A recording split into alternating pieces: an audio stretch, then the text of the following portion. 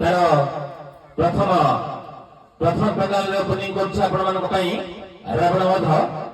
ଆମେ ନିମନ୍ତ୍ରଣ କରୁଥିବା ଅତିଥିମାନଙ୍କୁ ଏହି ଷ୍ଟେଜ ଉପରକୁ ସେମାନଙ୍କ ଭିତରୁ ମୁଁ ପ୍ରଥମେ ମନୋଜ ସାର୍ଙ୍କୁ ଅନୁରୋଧ କରିବି ତାଙ୍କର କିଛି ବକ୍ତବ୍ୟ ଦେବେ ଏବଂ ତାପରେ ଆମର ଯେଉଁ ଅତିଥିମାନେ ଆସିଛନ୍ତି ସେମାନେ କିଛି ବକ୍ତବ୍ୟ ଆମକୁ ଉନ୍ମୋଚନ କରିବେ।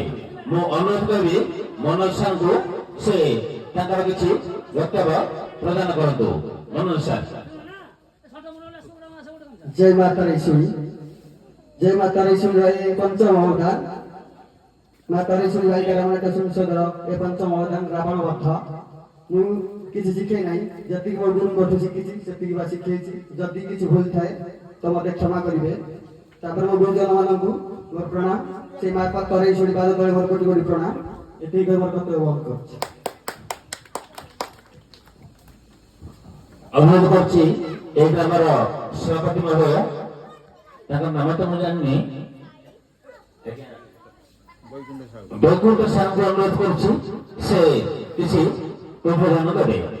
আজ্ঞା